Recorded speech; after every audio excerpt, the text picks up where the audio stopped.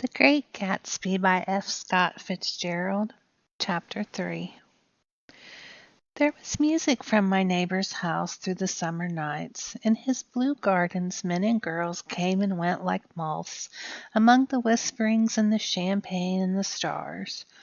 At high tide in the afternoon I watched his guests diving from the tower of his raft, or taking the sun on the hot sand of his beach, while his two motorboats slipped the waters of the Sound, drawing aquaplanes over cataracts of foam.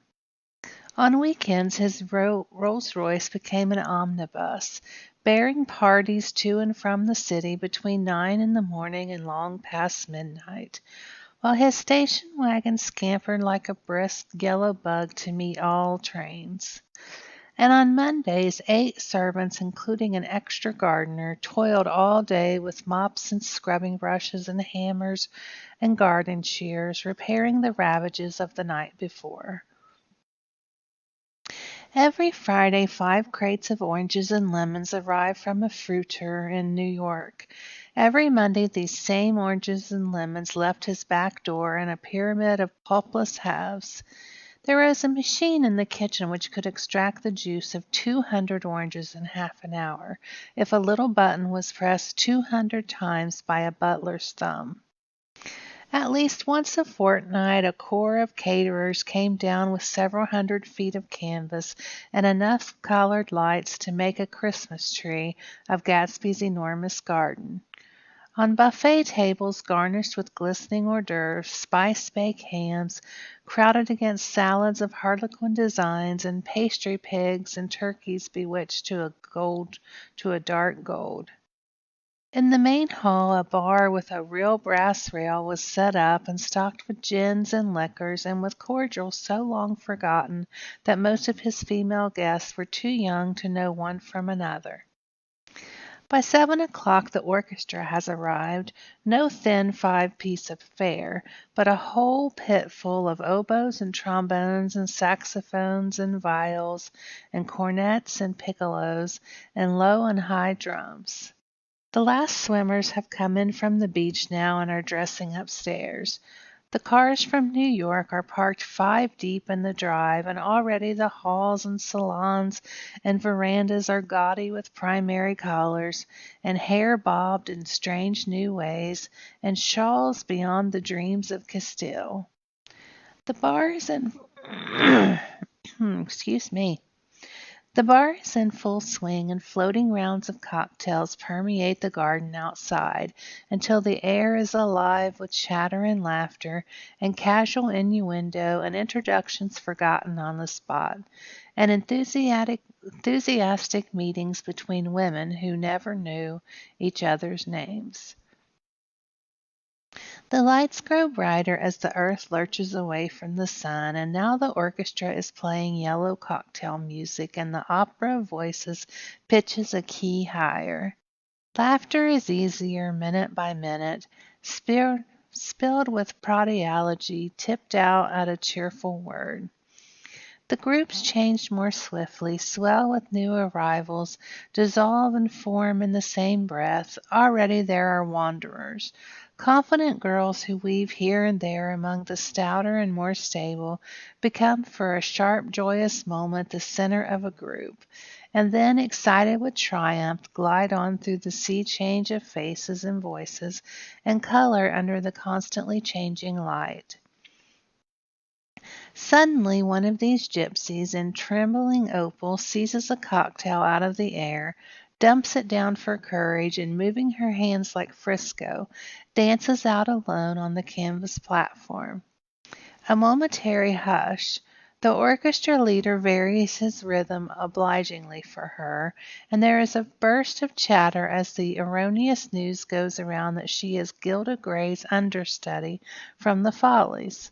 The party has begun. I believe that on the first night I went to Gatsby's house I was one of the few guests who had actually been invited. People were not invited. They went there. They got into automobiles which bore them out to Long Island, and sometimes they ended up at Gatsby's door. Once they were introduced by someone who knew Gatsby, and after that they conducted themselves according to the rules of behavior associated with an amusement park. Sometimes they came and went without having met Gatsby at all, came for the party with a simplicity of heart that was its own ticket of admission. I had actually been invited. A chauffeur in a uniform of robin's egg blue crossed my lawn early that Saturday morning with a surprisingly formal note from his employer. The honor would be entirely Gatsby's, it said, if I would attend his little party that night. He had seen me several times and had intended to call on me long before, but a peculiar combination of circumstances had prevented it. Signed, J. Gatsby, in a majestic hand. Dressed up in white flannels, I went over to his lawn a little after 7 and wandered around, ill at ease among swirls and eddies of people I didn't know, though here and there was a face I had noticed on the commuting train. I was immediately struck by the number of young Englishmen dotted about, all well dressed, all looking a little hungry, and all taking in low, earnest voices to solid and prosperous Americans. I was sure that they were selling something, bonds or insurance or automobiles. They were at least agonizingly aware of the easy money in the vicinity and convinced that it was theirs for a few words in the right key. As soon as I arrived, I made an attempt to find my host, but the 2 or 3 people of whom I asked his whereabouts stared at me in such an amazed way and denied so vehemently any knowledge of his movements that I slunk off in the direction of the cocktail table, the only place in the garden where a single man could linger without looking purposeless and alone. I was on my way to get roaring drunk from sheer embarrassment when Jordan Baker came out of the house and stood at the head of the marble steps, leaning a little backward and looking with contemptuous interest down at the garden. Welcome or not, I found it necessary to attach myself to someone before I should begin to address cordial remarks to the passers-by. "Hello!" I roared, advancing toward her. My voice seemed unnaturally loud across the garden. "I thought you might be here," she responded absently as I came up. "I remembered you lived next door to—" She held my hand impersonally as a promise that she'd take care of me in a minute, and gave her ear to 2 girls in twin yellow dresses who stopped at the foot of the steps. "Hello!" they cried together. "Sorry you didn't win." That was for the golf tournament. She had lost in the finals the week before. "You don't know who we are," said one of the girls in yellow, "but we met you here about a month ago." "You've dyed your hair since then," remarked Jordan, and I started, but the girls had moved casually on, and her remark was addressed to the premature moon, produced like the supper, no doubt, out of a caterer's basket. With Jordan's slender arm resting in mine, we descended the steps and sauntered about the garden. A tray of cocktails floated at us through the twilight, and we sat down at a table with the 2 girls in yellow and 3 men, each one introduced to us as Mr. Mumble.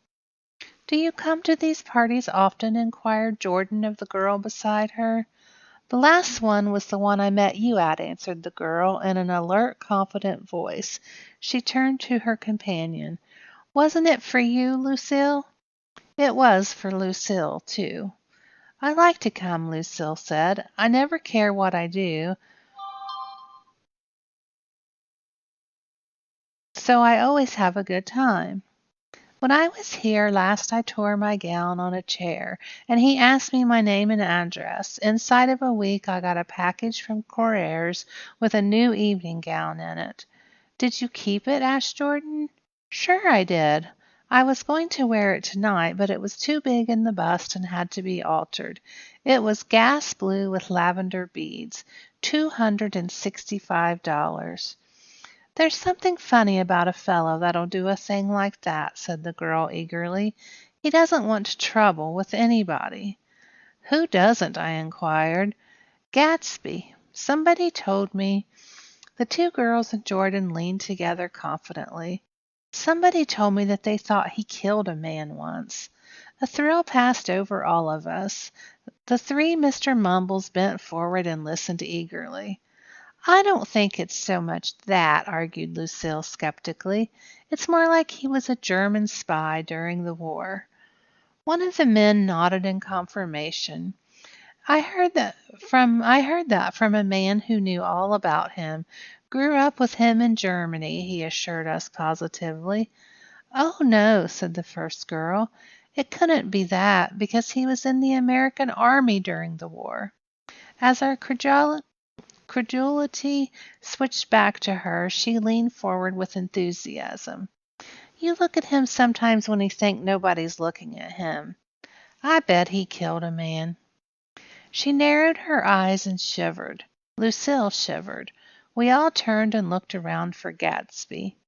It was testimony to the romantic speculation he inspired that there were whispers about him from those who had found little that it was necessary to whisper about in this world. The first supper, there would be another one after midnight, was now being served, and Jordan invited me to join her own party, who were spread around a table on the other side of the garden. There were three married couples and Jordan's escort, a persistent undergraduate given to violent innuendo, and obviously under the impression that sooner or later Jordan was going to yield him up her person to a greater or lesser degree. Instead of rambling, this party had preserved a dignified homogeneity and assumed to itself the function of representing the staid nobility of the countryside. East Egg condescending to West Egg and carefully on guard against its spectroscopic gaiety. Let's get out, whispered Jordan after a somehow wasteful and inappropriate half hour. This is much too polite for me. We got up and she explained that we were going to find the host. I had never met him, she said, and it was making me uneasy. The undergraduate nodded in a cynical, melancholy way. The bar where we glanced first was crowded, but Gatsby was not there.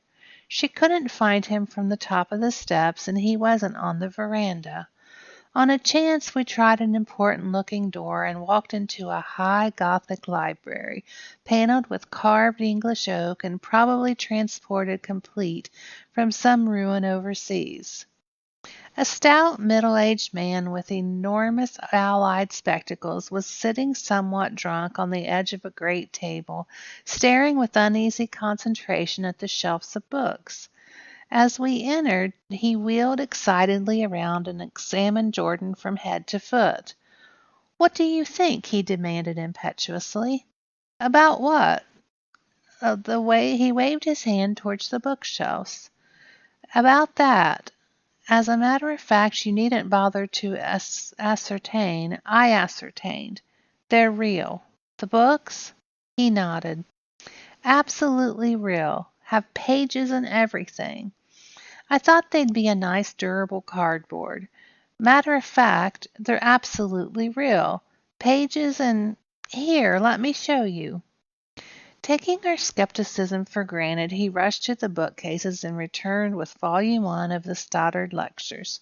"See," he cried triumphantly, "it's a bona fide piece of printed matter. It fooled me. This fellow's a regular Belasco. It's a triumph. What thoroughness! What realism! Knew when to stop, too. Didn't cut the pages. But what do you want? What do you expect?"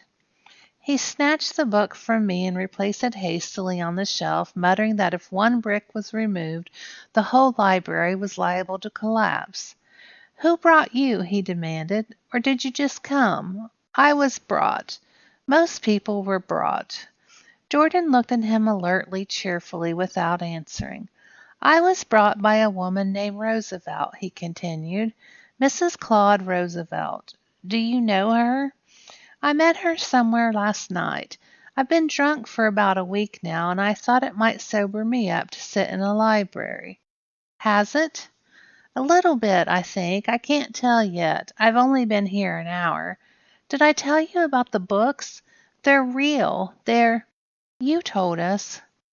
We shook hands with him gravely and went back outdoors. There was dancing now on the canvas in the garden, old men pushing young girls backward in eternal graceless circles, superior couples holding each other tortuously, fashionably and keeping in the corners, and a great number of single girls dancing individually or reliving the orchestra for a moment of the burden of a banjo or the traps. By midnight the hilarity had increased. A celebrated tenor had sung in Italian, and a notorious contralto had sung in jazz, and between the numbers people were doing stunts all over the garden, while happy vacuous bursts of laughter rose toward the summer sky. A pair of stage twins, who turned out to be the girls in yellow, did a baby act in costume, and champagne was served in glasses bigger than finger bowls. The moon had risen higher, and floating in the sound was a triangle of silver scales, trembling a little to the stiff, tinny drop of the banjos on the lawn. I was still with Jordan Baker. We were sitting at a table with a man of my age and a rowdy little girl who gave way upon the slightest provocation to uncontrolled laughter. I was enjoying myself now. I had taken 2 finger bowls of champagne, and the scene had changed before my eyes into something significant, elemental, and profound. At the lull at a lull in the entertainment, a man looked at me and smiled. "Your face is familiar," he said politely. "Weren't you in the First Division during the war?" "Why, yes, I was in the 28th Infantry. I was in the 16th until June 1918. I knew I'd seen you somewhere before." We talked for a moment about some wet, gray little villages in France. Evidently he lived in this vicinity, for he told me that he had just bought a hydroplane and was going to try it out in the morning. "Want to go with me, old sport? Just near the shore along the Sound. What time?" "Any time that suits you best." It was on the tip of my tongue to ask his name when Jordan looked around and smiled. "Having a gay time now?" she inquired. "Much better." I turned again to my new acquaintance. "This is an unusual party for me. I haven't even seen the host. I live over there." I waved my hand at the invisible hedge in the distance. "And this man Gatsby sent over his chauffeur with an invitation." For a moment he looked at me as if he failed to understand. "I'm Gatsby," he said suddenly. "What?" I exclaimed. "Oh, I beg your pardon. I thought you knew, old sport. I'm afraid I'm not a very good host." He smiled understandably, much more than understandably. It was one of those rare smiles with a quality of eternal reassurance in it that you may come across 4 or 5 times in your life. It faced, or seemed to face, the whole eternal world for an instant, and then concentrated on you, with an irresistible prejudice in your favor. I understood you just as far as you wanted to be understood, believed in you as you would like to believe in yourself, and assured you that it had precisely the impression of you that at your best you hoped to convey.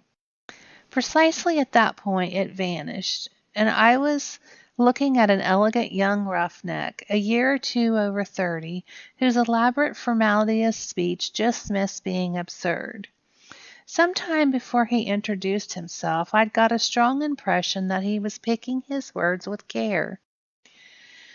Almost at the moment when Mr. Gatsby identified himself, a butler hurried toward him with the information that Chicago was calling him on the wire.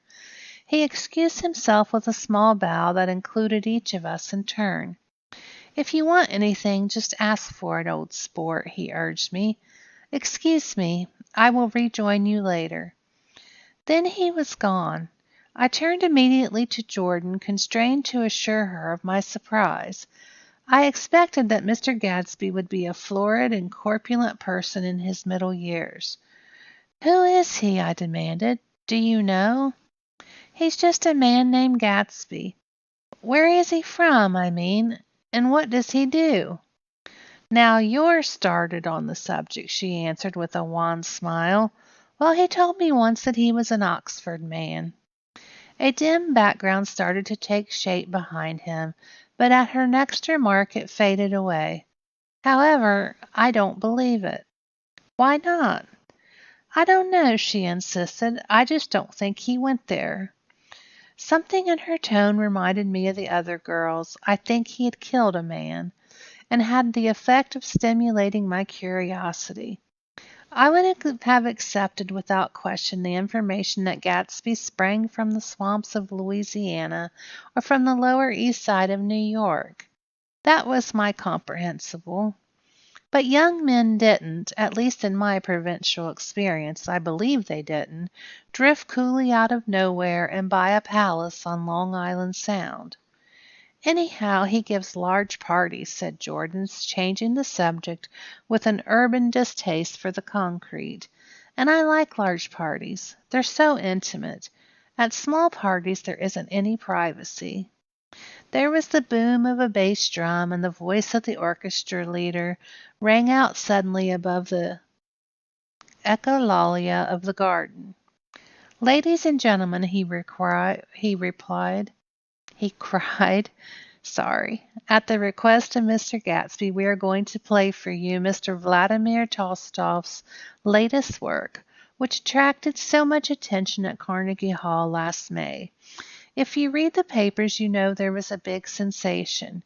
He smiled with jovial condescension and added, some sensation, whereupon everybody laughed. This piece is known, he concluded lustily, as Vladimir Tolstoy's jazz history of the world.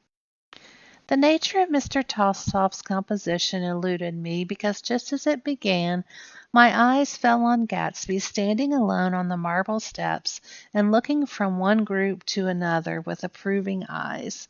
His tanned skin was drawn attractively tight on his face, and his short hair looked as though it were trimmed every day. I could see nothing sinister about him.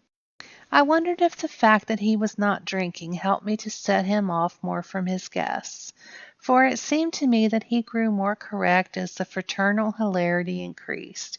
When the jazz history of the world was over, girls were putting their heads on men's shoulders in a puppyish convivial way. Girls were swooning backward playfully into men's arms, even into groups, knowing that someone would arrest their falls. But no one swooned backwards on Gatsby, and no French bob touched Gatsby's shoulder, and no singing quartets were formed with Gatsby's head for one link. I beg your pardon. Gatsby's butler was suddenly standing beside us. Miss Baker, he inquired, I beg your pardon, but Mr. Gatsby would like to speak with you. With me? She exclaimed in surprise. Yes, madam. She got up slowly, raising her eyebrows at me in astonishment, and followed the butler towards the house. I noticed that she wore her evening dress, all her dresses like sports clothes. There was a jauntiness about her movements as if she had first learned to walk upon the golf courses on clean, crisp mornings. I was alone, and it was almost 2. For some time, confused and intriguing sounds had issued from a long, many-windowed room which overhung the terrace. Eluding Jordan's undergraduate, who was now engaged in an obstetrical conversation with 2 chorus girls, and who implored me to join him, I went inside. The large room was full of people. One of the girls in yellow was playing the piano, and beside her stood a tall, red-haired young lady from a famous chorus, engaged in song. She had drunk a quantity of champagne, and during the course of her song she had decided ineptly that everything was very, very sad. She was not only singing, she was weeping too.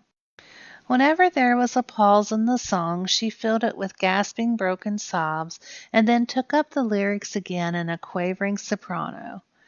The tears coursed down her cheeks, not freely, however, for when they came into contact with her heavy beaded eyelashes, they assumed an inky color and pursued the rest of the way in slow black rivulets.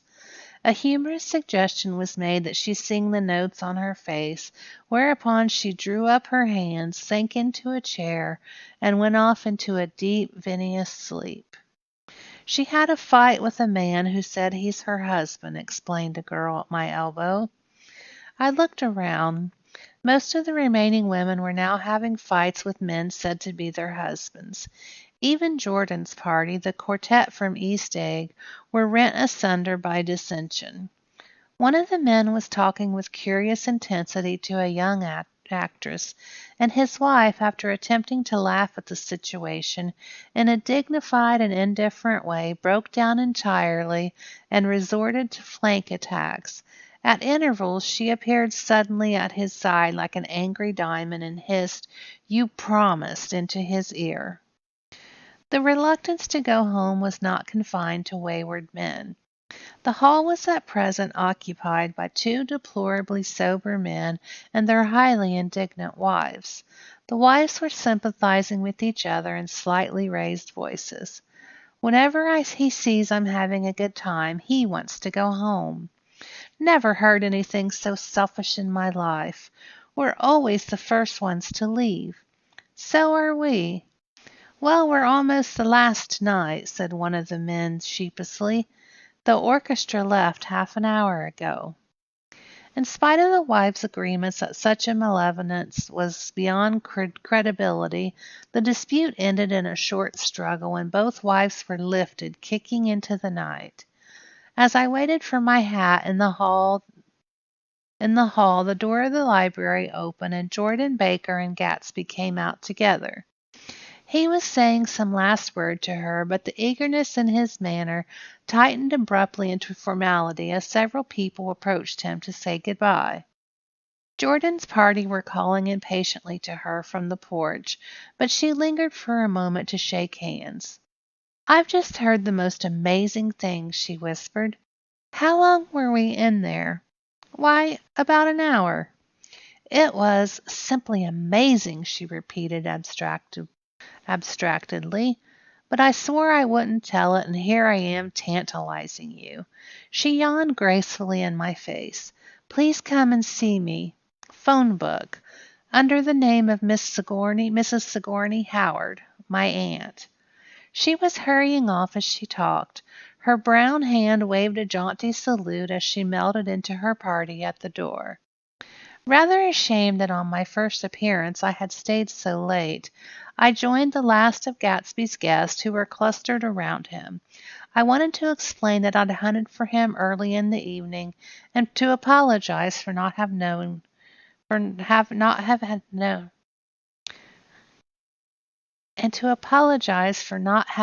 him in the garden. "Don't mention it," he enjoined me eagerly. "Don't give it another thought, old sport." The familiar expression held no more familiarity than the hand which reassuringly brushed my shoulder. "And don't forget we're going up in the hydroplane tomorrow morning at 9 o'clock." Then the butler behind his shoulder. "Philadelphia wants you on the phone, sir." "All right, in a minute. Tell them I'll be right there. Good night." "Good night." "Good night," he smiled, and suddenly there seemed to be a pleasant significance in having been amongst the last to go, as if he had desired it all the time. "Good night, old sport. Good night." But as I walked down the steps, I saw that the evening was not quite over. 50 feet from the door, a dozen headlights illuminated a bizarre and tumultuous scene. In the ditch beside the road, right side up, but violently shorn of one wheel, rested a new coupe which had left Gatsby's drive not 2 minutes before. The sharp jut of a wall accounted for the detachment of the wheel, which was now getting considerable attention from half a dozen curious chauffeurs. However, as they had left their cars blocking the road, a harsh, discordant din from those in the rear had been audible for some time, and added already to the violent confusion of the scene. A man in a long duster had dismounted from the wreck and now stood in the middle of the road, looking from the car to the tire and away from the tire to the observers in a pleasant, puzzled way. "See," he explained, "I went in the ditch." The fact was infinitely astonishing to him, and I recognized first the unusual quality of wonder, and then the man. It was the late patron of Gatsby's library. "How'd it happen?" He shrugged his shoulders. "I know nothing whatsoever about mechanics," he said decisively. "But how did it happen? Did you run into the wall?" "Don't ask me," said Allies, washing his hands of the whole matter. "I know very little about driving, next to nothing. It happened, and that's all I know." "Well, if you're a poor driver, you oughtn't try driving at night." "But I wasn't even trying," he explained indignantly. "I wasn't even trying." An awed hush fell upon the bystanders. "Do you want to commit suicide? You're lucky it was just a will. A bad driver and not even trying." "You don't understand," explained the criminal. "I wasn't driving. There's another man in the car." The shock that followed this declaration found voice in a sustained "ah" as the door of the coupe swung slowly open. The crowd, it was now a crowd, stepped back involuntarily. When the door had opened wide, there was a ghostly pause. Then very gradually, part by part, a pale, dangling individual stepped out of the wreck, pawing tentatively at the ground with a large, uncertain dancing shoe. Blinded by the glare of the headlights and confused by the incessant groaning of the horns, the apparition stood swaying for a moment before he perceived the man in the duster. "What's the matter?" he inquired calmly. "Did we run out of gas? Look!" Half a dozen fingers pointed at the amputated wheel. He stared at it for a moment and then looked upward as though he had expected it had dropped from the sky. "It came off," someone explained. He nodded. "At first I didn't notice we'd stopped." A pause. Then taking a long breath and straightening his shoulders, he remarked in a determined voice, "Wonder if tell me where there's a gas line station." At least a dozen men, some of them a little better off than he was, explained to him that the wheel and the car were no longer joined by any physical bond. "Back out," he suggested after a moment. "Put her in reverse." "But the wheel's off." He hesitated. "No harm in trying," he said. The caterwauling horns had reached a crescendo, and I turned away and cut across the lawn toward home. I glanced back once. A wafer of a moon was shining over Gatsby's house, making the night fine as before, and surviving the laughter and the sound of his still glowing garden. A sudden emptiness seemed to flow now from the windows and the great doors, endowing with complete isolation the figure of the host, who stood on the porch, his hand up in a former gesture of farewell. Reading over what I had written so far, I see I'd given the impression that the events of 3 nights, several weeks apart, were all that absorbed me. On the contrary, they were merely casual events in a crowded summer, and until much later they absorbed me infinitely less than my personal affairs. Most of the time I worked. In the early morning the sun threw my shadow westward as I hurried down the white chasms of lower New York into the Probity Trust. I knew that other clerks and young bond salesmen by their first names, and lunched with them in dark, crowded restaurants on little pig sausages and mashed potatoes and coffee.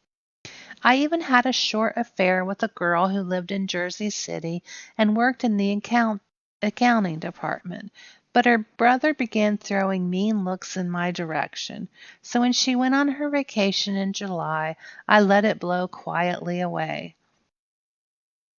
I took dinner, usually at the Yale Club. For some reason it was the gloomiest event of my day. And then I went upstairs to the library and studied investments and securities for a conscientious hour. There were generally a few rioters around, but they never came into the library, so it was a good place to work. After that, if the night was mellow, I strolled down Madison Avenue, past the old Hill Hotel, and over 33rd Street to Pennsylvania Station. I began to like New York, the racy adventurous feel of it at night, and the satisfaction that the constant flicker of men and women and machine gives to the restless eye.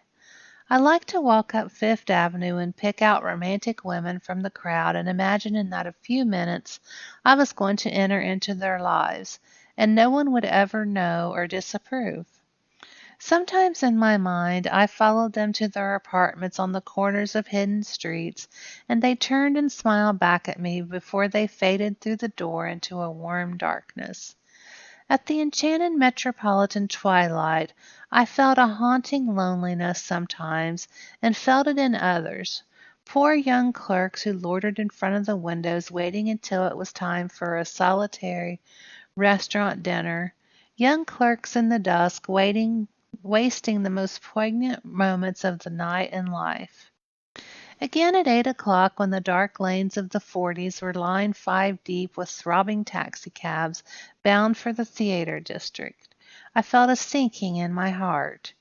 Forms leaned together in the taxis as they waited, and voices sang, and there was laughter from unheard jokes, and lighted cigarettes made unintelligible circles inside.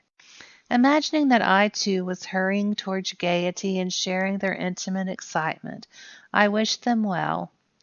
For a while I lost sight of Jordan Baker, and then in midsummer I found her again. At first I was flattered to go places with her because she was a golf champion and everyone knew her name. Then it was something more. I wasn't actually in love, but I felt a sort of tender curiosity. The bored, haughty face that she turned to the world concealed something. Most affections conceal something eventually, even though they don't in the beginning, and one day I found out what it was. We were at a house party together up in Warwick. She left a borrowed car out in the rain with the top down and then lied about it. And suddenly I remembered the story about her that had eluded me that night at Daisy's. At her first big golf tournament there was a row that nearly reached the newspapers, a suggestion that she had moved her ball from a bad lie in the semi-final round. The thing approached the proportions of a scandal, then died away. A caddy retracted his statement, and the only other witness admitted that he might have been mistaken. The incident and the name had remained together in my mind. Jordan Baker instinctively avoided clever, shrewd men, and now I saw that this was because she felt safer on a plane where any divergence from a code would be thought impossible. She was incurably dishonest. She wasn't able to endure at being at a disadvantage, and given this unwillingness, I suppose she had begun dealing in subterfuges when she was very young, in order to keep that cool, insolent smile turned to the world and yet satisfy the demands of her hard, jaunty body. It made no difference to me. Dishonesty in a woman is a thing you never blame deeply. I was casually sorry, and then I forgot. It was on that same house party that we had a curious conversation about driving a car. It started because she passed so close to some workman that our fender flicked a button on one man's coat. "You're a rotten driver," I protested. "Either you ought to be more careful, or you oughtn't to drive at all." "I am careful." "No, you're not." "Well, other people are," she said lightly. "What's that got to do with it?" "They'll keep out of my way," she insisted. "It takes two to make an accident." "Suppose you met someone just as careless as yourself." "I hope I never will," she answered. "I hate careless people. That's why I like you." Her gray, sun-stained eyes stared straight ahead, but she had deliberately shifted our relations, and for a moment I thought I loved her. But I am slow thinking and full of interior rules that act as brakes on my desires, and I knew that first I had to get myself definitely out of that tangle back home. I'd been writing letters once a week and signing them "Love, Nick," and all I could think of excuse me.